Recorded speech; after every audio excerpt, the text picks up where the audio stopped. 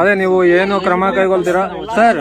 Sir ಅಲ್ಲ sir, ಏನ್ ಕ್ರಮ ಕೈಗೊಳ್ತೀರಾ ಅಂತ ಒಂದು ಮಾತು ಹೇಳ್ಬಿಟ್ಟು ಹೋಗಿ ಸರ್. ಜನರು ನೋಡ್ತಾ ಇದಾರೆ. ಬೇರೆ ಕೆಲಸಗಳೆಲ್ಲ ಇದೇ ಕೆಲಸ, ಬೇಗ ಹೋಗೋ ಮೇಲೆ ಕ್ರಮ ಜರುಗಿಸ್ಬೇಡ ಅಂತ ಹೋಗಿರೋದು ಅನ್ಸುತ್ತೆ. ಬೇಗವಾಗಿ ಹೋಗ್ಬಿಟ್ಟಿರ್ತಾರೆ, ಮೋಸ್ಟ್ಲಿ ಅದೇ ಇರ್ತದೆ.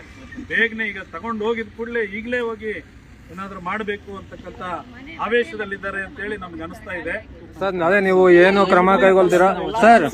ಸರ್ ಅಲ್ಲ ಸರ್, ಏನ್ ಕ್ರಮ ಕೈಗೊಳ್ತೀರಾ ಅಂತ ಒಂದು ಮಾತು ಹೇಳ್ಬಿಟ್ಟು ಹೋಗಿ ಸರ್. ಜನರು ನೋಡ್ತಾ ಇದಾರೆ.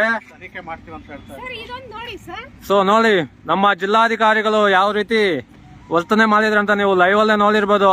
ಒಂದು ಸಾರ್ವಜನಿಕರಿಗೆ ಒಂದು ಹೇಳಿಕೆ ನೀಡುವಂತಹ ಮಾನವೀಯತೆ ಅಥವಾ ಮನುಷ್ಯತ್ವ ಅನ್ನೋದು ಅವ್ರಿಗಿಲ್ಲ ಅನ್ಸುತ್ತೆ.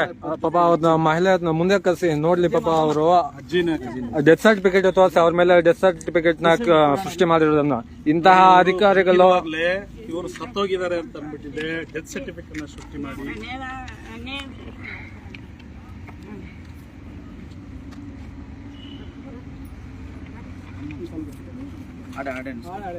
ಪಾಪ ಏನಾದ್ರು ಒಂದ್ ಚೇರ್ ಇದ್ರೆ ಅವ್ರಿಗೆ ವ್ಯವಸ್ಥೆ ಮಾಡಿದ್ರೆ ಒಳ್ಳೇದಾಗುತ್ತೆ. ಪಾಪ ಅವ್ರು ನಿಂತ್ಕೊಳಕ್ ಆಗುತ್ತಾ ಇಲ್ವಾ?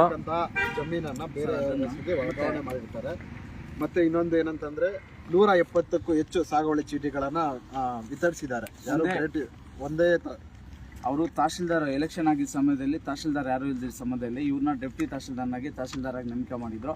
ಆ ಸಮಯದಲ್ಲಿ 170 ಸಾಗುವಳಿ ಚೀಟಿಗಳನ್ನ ಒಂದು ರಿಯಲ್ ಎಸ್ಟೇಟ್ ಅವ್ರ ಹತ್ರ ಶಾಮೀಲಾಗಿ ಸಾಗುವಳಿ ಚೀಟಿಗಳು ಕೊಟ್ಟಿದ್ದಾರೆ. ಅದನ್ನ ನಾವು ಅಧಿಕಾರಿಗಳ ಹತ್ರ ನಾವು ದಾಖಲೆ ಕೇಳಿದಾಗ ಅವ್ರು ಕೊಟ್ಟಿಲ್ಲ, ಯಾವುದೇ ದಾಖಲೆ ನಮ್ಗೆ ಕೊಟ್ಟಿಲ್ಲ. ಅದ್ರ ವಿಚಾರಕ್ಕೆ ಸಂಬಂಧಪಟ್ಟಿದೆ. ಮತ್ತೆ ಇನ್ನೊಂದೇನೆಂದ್ರೆ ಮೊನ್ನೆ ರೀಸೆಂಟ್ ಆಗಿ ಇವರು ವಿಚಾರವಾಗಿ ಒಂದು ಮಂಜುನಾಥ್ ಅನ್ನೋ ವಕೀಲರು ಇವರ ಕೇಸನ್ನು ಹ್ಯಾಂಡಲ್ ಮಾಡೋ ಸಮಯದಲ್ಲಿ ಅವ್ರ ಮೇಲೆ ಮಂಜುನಾಥ್ ಅವ್ರ ಮೇಲೆ ಒಂದು ಸುಪಾರಿ ನೀನು ಕಾರಲ್ಲಿ ಗುದ್ದುಬಿಡು ಅಂತ ಹೇಳ್ಬಿಟ್ಟು ಹೇಳ್ಕೊಟ್ಟಿರೋದು CC ಕ್ಯಾಮ್ರಲ್ಲಿ ರೆಕಾರ್ಡಿಂಗ್ ಆಗಿದೆ. ಅವರು ಎಷ್ಟು ಗಂಟೆಗೆ ಹೋದ್ರು, ಎಷ್ಟು ಗಂಟೆಗೆ ಬಂದರು ಅಂತ ಹೇಳ್ಬಿಟ್ಟು ಎಲ್ಲ ರೆಕಾರ್ಡಿಂಗ್ ಆಗಿದೆ. ಅವರು ಸಹ ಮಂಜುನಾಥ್ ಅವರು ಬರ್ತಾ ಇದ್ರು, ಬಟ್ ಅವ್ರಿಗೆ ಬೆಂಗಳೂರಲ್ಲಿ ಲಾಯರ್ ಕೇಸ್ ಇರೋದ್ರಿಂದ ಆ ಕಡೆ ಹೋಗಿದ್ದಾರೆ. ಅವ್ರ ಮೇಲೆ ಸಹ ಒಂದು 10 ದಿನಗಳ ಹಿಂದೆ FIR ಆಗಿದೆ. ಮತ್ತೆ DC ನಕಲು ಇದರಲ್ಲಿ ಇವರು ಸಹ ಶಾಮೀಲಾಗಿದ್ದಾರೆ. ಯಾರೋ ಒಂದು ವರ್ಷ ಆಯಿತು ಆ DC ಸಹಿ ನಕಲು ಮಾಡಿದ್ದಾರೆ ಅಂತ ಹೇಳ್ಬಿಟ್ಟು ಪ್ರಕರಣ ಅದರಲ್ಲಿ ಕೂಡ ಆರೋಪಿಯಾಗಿ ಇವರು ಏನು ಗ್ರೇಟ್ ತಹಶೀಲ್ದಾರ್ BR ಮುನಂಗಟಪ್ಪನವರು ಭಾಗಿಯಾಗಿದ್ದಾರೆ. ಮತ್ತೆ ಅರವಿಂದ್ ಅವರು ಇದ್ರ ಹಿಂದೆ ಏನೋ ಯಾವುದೋ ಒಂದು ಬೋಗಸ್ ಮಾಡಕ್ಕೆ ಹೋಗಿ ಸಿಕ್ಕಾಕೊಂಡು ಅವ್ರ 6 ತಿಂಗಳು ಅಮಾನತು ಮಾಡಿದ್ರು. ಅಮಾನತು ಮಾಡಿ ಸಹ ಅಲ್ಲೇ ಮುಳಬಾಲ್ ತಾಲೂಕಿನಲ್ಲೇ ಕೆಲಸ ಮತ್ತೆ ಅಲ್ಲೇ ಸ್ಟಾರ್ಟ್ ಮಾಡಿ ಇವಾಗಲೂ ಸಹ ಫೋರ್ಜರಿ ಮಾಡಿ ಈ ಥರ ಉಳಿದಿರೋವಂಥ ಅರ್ಜಿಯನ್ನು ಇಲ್ಲ ಅಂತ ಹೇಳ್ಬಿಟ್ಟು ಡೆತ್ ಸರ್ಟಿಫಿಕೇಟ್ ಸೃಷ್ಟಿ ಮಾಡಿ ಬೇರೆಯವ್ರ ಹೆಸರು ಖಾತಾ ಮಾಡಿಬಿಟ್ಟಿದ್ದಾರೆ. ಸರ್ ಇದು ವಿಷಯ ಬಂದು ಸರ್ ಇವ್ರು ಏನೆಲ್ಲ ಅಕ್ರಮಗಳು ಮಾಡಿದ್ದಾರೆ ಅವ್ರ ಮೇಲೆ ಒಂದು ತನಿಖೆ ಮಾಡಿ. ಅಲ್ಲ ನೀವು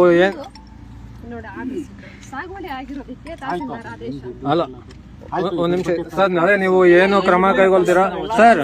ಸರ್ ಅಲ್ಲ ಸರ್, ಏನ್ ಕ್ರಮ ಕೈಗೊಳ್ತೀರಾ ಅಂತ ಒಂದು ಮಾತು ಹೇಳ್ಬಿಟ್ಟು ಹೋಗಿ ಸರ್. ಜನರು ನೋಡ್ತಾ ಇದಾರೆ. ತನಿಖೆ ಮಾಡ್ತೀವಿ ಅಂತ ಹೇಳ್ತಾರೆ. ಸೊ ನೋಡಿ, ನಮ್ಮ ಜಿಲ್ಲಾಧಿಕಾರಿಗಳು ಯಾವ ರೀತಿ ವರ್ತನೆ ಮಾಡಿದ್ರು ಅಂತ ನೀವು ಲೈವ್ ಅಲ್ಲೇ ನೋಡಿರ್ಬೋದು. ಒಂದು ಸಾರ್ವಜನಿಕರಿಗೆ ಒಂದು ಹೇಳಿಕೆ ನೀಡುವಂತಹ ಮಾನವೀಯತೆ ಅಥವಾ ಮನುಷ್ಯತ್ವ ಅನ್ನೋದು ಅವ್ರಿಗಿಲ್ಲ ಅನ್ಸುತ್ತೆ. ಈಗ ನಾವು ಜಿಲ್ಲಾಧಿಕಾರಿಗಳು ಎಷ್ಟು ಆವೇಶವಾಗಿ ಅವರು ಅಥವಾ ಎಷ್ಟು ಒತ್ತಡದಲ್ಲಿದ್ದಾರೆ ಗೊತ್ತಿಲ್ಲ. ಬೇರೆ ಕೆಲಸಗಳು ಇರ್ಬೋದೇನೋ ಅವ್ರಿಗೆ. ಬೇರೆ ಕೆಲಸಗಳೆಲ್ಲ ಇದೇ ಕೆಲಸ, ಬೇಗ ಹೋಗೋ ಮೇಲೆ ಕ್ರಮ ಜರುಗಿಸ್ಬೇಡ ಅಂತ ಹೋಗಿರೋದು ಅನ್ಸುತ್ತೆ. ಬೇಗವಾಗಿ ಹೋಗ್ಬಿಟ್ಟಿರ್ತಾರೆ, ಮೋಸ್ಟ್ಲಿ ಅದೇ ಇರ್ತದೆ. ಬೇಗನೆ ಈಗ ತಗೊಂಡು ಹೋಗಿದ ಕೂಡಲೇ ಈಗಲೇ ಹೋಗಿ ಏನಾದ್ರು ಮಾಡಬೇಕು ಅಂತಕ್ಕಂತ ಆವೇಶದಲ್ಲಿದ್ದಾರೆ ಅಂತ ಹೇಳಿ ನಮ್ಗೆ ಅನಿಸ್ತಾ ಇದೆ. ನಿಮ್ಮ ಆವೇಶಕ್ಕೆ ನಮಗೆ ಬಹಳ ಸಂತೋಷ ಆಗಿದೆ. ಇವತ್ತೇ ಸಾಯಂಕಾಲದೊಳಗಡೆ ನೀವು ಹೋದಂತ ಸ್ಪೀಡ್ಗೆ ಮುಗಿಸ್ತಿರೋ ಕೆಲಸ ಅಂತ ಅನ್ಕೊಂಡಿದೀವಿ. ಕೊಡೋಣ ಒಂದು ವಾರದಲ್ಲಿ ರಾಜ್ಯಾದ್ಯಂತ ನೀವು ಇದನ್ನ ಸರಿಯಾದ ರೀತಿಯಲ್ಲಿ ಕ್ರಮ ತಗೊಂಡು ನಮಗೆ ರಿಪ್ಲೈ ಮಾಡಲಿಲ್ಲ ಅಂತಂದ್ರೆ ನಾವು ಇಂಥ ಭ್ರಷ್ಟ ನೀಚರನ್ನ ಸದೆಬಡಿತಾ ಇದ್ದೇವೆ. ಕಾನೂನನ್ನ ಉಲ್ಲಂಘನೆ ಮಾಡುವವರ ಮೇಲೆ ನಾವು ಶಿಕ್ಷೆ ಕೊಡ್ತೀವಿ ಅಂತಕ್ಕಂಥದ್ದನ್ನ ನೀವು ತಿಳಿಯಪಡಿಸಿಲ್ಲ ಅಂತಂದ್ರೆ ಮುಂದಿನ ದಿನಗಳಲ್ಲಿ ಇದೇ DC ಕಚೇರಿ ಮುಂದೆ ಇಡೀ ಕೋಲಾರ ಜಿಲ್ಲೆ ಅಲ್ಲ, ಇಡೀ ಕರ್ನಾಟಕದಾದ್ಯಂತ ಬಂದು KRS ಪಕ್ಷದವರು ಕುಳಿತುಕೊಂಡು ನ್ಯಾಯ ಸಿಕ್ಕುವ ತನಕ ನಾವು ಹೋರಾಡ್ತೀವಿ ಅಂತಕ್ಕಂಥ ಈ ಮೂಲಕ ತಮಗೆ ತಿಳಿಯಪಡಿಸ್ತಾ ಇದೀವಿ.